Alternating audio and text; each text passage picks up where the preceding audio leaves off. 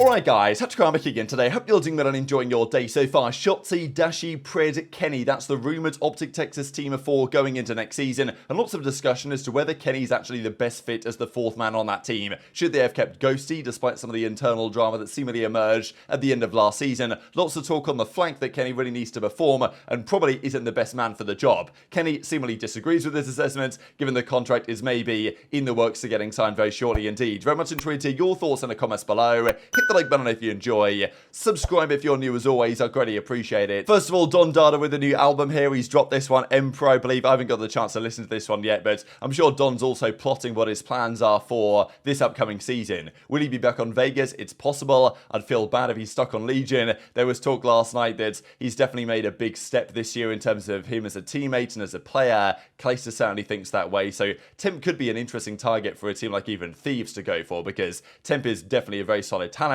And yeah, he wasn't great on Thieves the first time round when that happened during the early Cold War days, but times may have changed. So it could be an option there for Thieves or just other rosters looking to get a great player in that particular flex position. This also was going on last night. Bit of drama here, actually. Surprisingly so. I can understand why Crim gets frustrated about this, but Brian Sats puts together career matchup card between Scump and Crim. So look, we know that Crim statistically is the greatest ever. Scump, if you want to look at all the things in and around Call of Duty, had the most impact ever, but even Scump admits that Crim's the GOAT by the numbers. And if you look at this, is just an interesting head-to-head card when those two guys played each other. They teamed together for the longest time of any two players that have ever teamed together, but still, when they did play each other, 24 to Crim, 16 to Scump. Overall map count looks like this. LAN record pretty close, just about goes Crim's way. Grand Finals record is tied. COD Champs record goes Scump's way, and then longest win streak also goes Scump's way. So, pretty cool to see. And I thought, look, two legends of the sport, unfortunately now retired,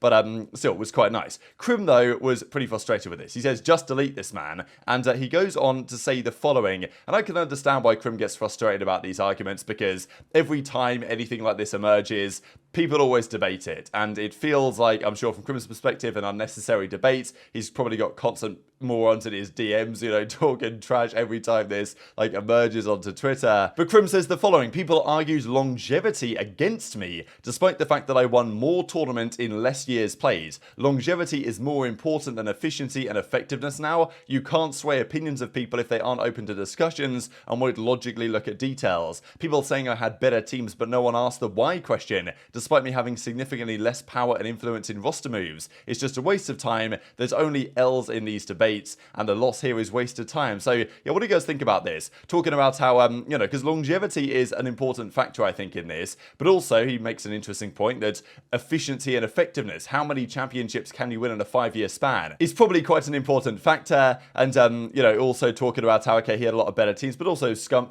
got to choose his teammates a lot of the time as well. So it's kind of interesting, and I feel like Crim has a point in there somewhere, but, it just feels frustrating that all of these debates always just, derange into chaos for some reason or another, and Crim is part of that discussion here once again. Also wanted to share this for you guys as we lean into a lot of the talking points of the last few days on Octane. So we talked about this after he retired, right? And he said, look, if FaZe gave me an offer, I would have at least considered staying around, because that's just what FaZe are, and it's difficult as any player that might be getting offered to FaZe to say no to them. He was talking to aBeZy about rosters and what FaZe might decide to do, and he asks aBeZy the question, hey, if I didn't retire, would I have been on the list to sign me? And aBeZy's like, yeah, you would have been right up there. So what if FaZe would have offered you a contract?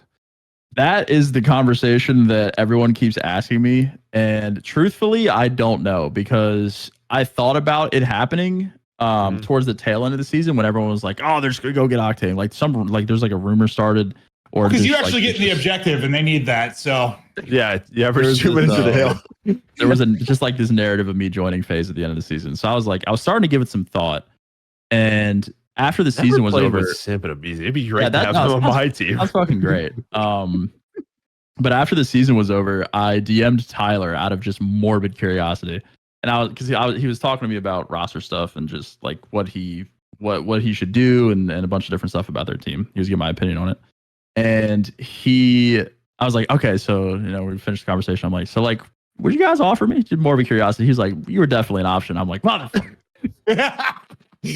Yeah, I mean, I knew you had to be. It's just too logical. I mean, I just don't know if it would have kept me playing because like being home was the number one thing for me. Like being in Virginia, being around family, and getting out of LA. So FaZe Octane would have been really interesting if it had have happened. I'm not sure I even massively like that for FaZe. I think what they've done is actually the best because you just want Cell to be the main. You know, I think it's been clear for some time. Cell just needs to be the main. And if Octane's there, he can play pretty fast. But, you know, he is a bit of a slower snail AR. And I'm not sure. Okay, it would have worked, but it would have just been Slasher for Octane. And your search probably gets worse. Your respawn probably gets better. Your comms get a little bit better. So, you know, there's a trade-off there. And I think that Octane would have been on the list for sure, as he admits there, right, as Abizi said, but I still don't think that they would necessarily have done that, but I do wonder what Octane thinks. If he genuinely had the offer through the door and hadn't made the call to retire, he would have been like, oh, well, maybe one more year, maybe I'll give it one more go with these Atlanta FaZe boys. But I wanted to share what happened on the flank yesterday, because lots of talk about this Optic team,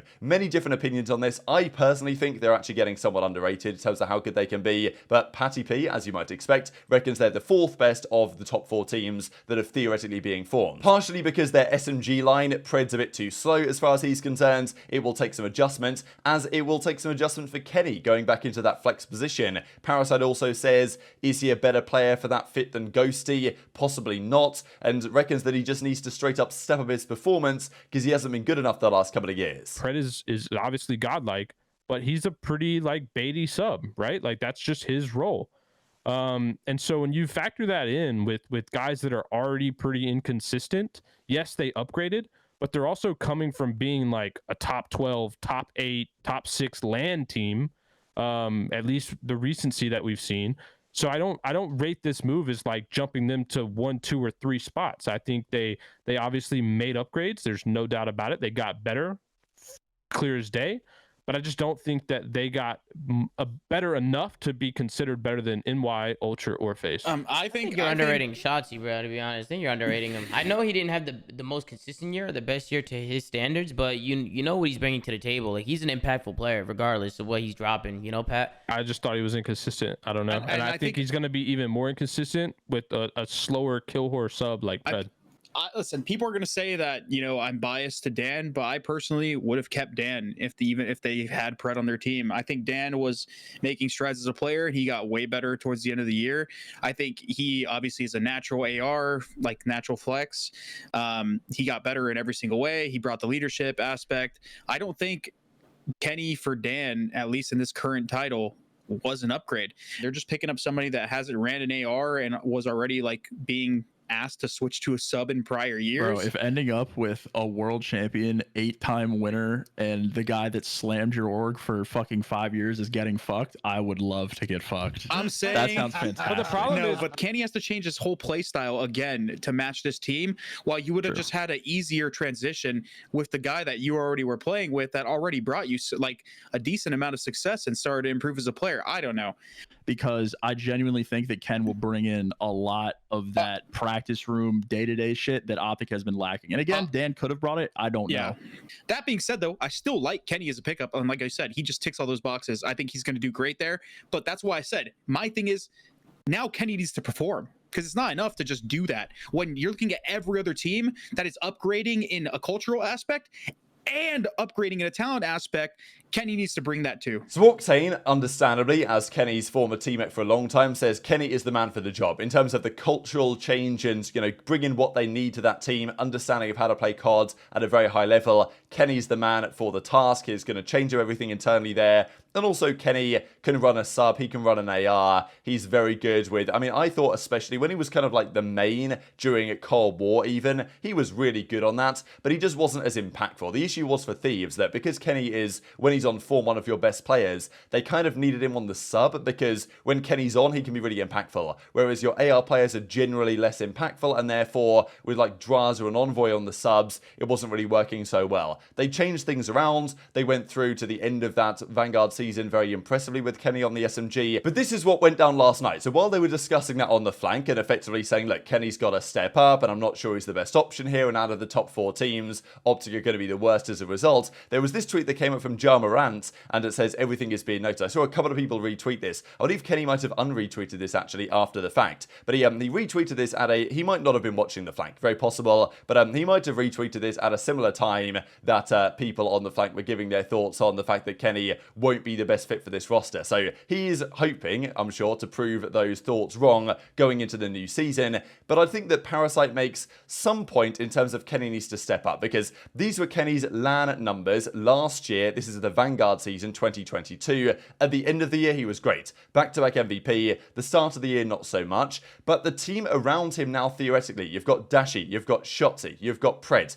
Do you need Kenny to be doing anything crazy statistically? Probably not. It's more of the cultural thing, and Kenny, when he's on point, is going to be fantastic, and usually when his teams win events, he's often the MVP because, you know, he turns up for one event, and that's enough to get them over the line. The question is Kenny dropping numbers like this, or, for example, this season, numbers like this, is that good enough to win with the other teams around them? Because, for example, Ghosty this past season dropped not dissimilar numbers to what we're seeing here to Kenny, to be honest. Okay, he was an SMG and Ghosty was an AR, but it was pretty similar, right? He would usually have a 0.9 or something in some of the respawns. Ghosty had like a 1.07 in Search and Destroy, something like that. And that was good enough for Optic to make finals and to look very good online and dominate the online period, to be honest, without Ghosty dropping like insane stats, because he was very important to the team, the leadership, the communication, just the play style got way better in respawns for Optic, and Hook was there, who, especially on LAN, was not like a prime slayer as you'd expect Pred to be. So Pred for Hook is an upgrade, I think that's relatively clear. Kenny for Ghosty is unclear, but it's like, do you need Kenny to slay and to perform at a crazy high level for these guys to win? Maybe not.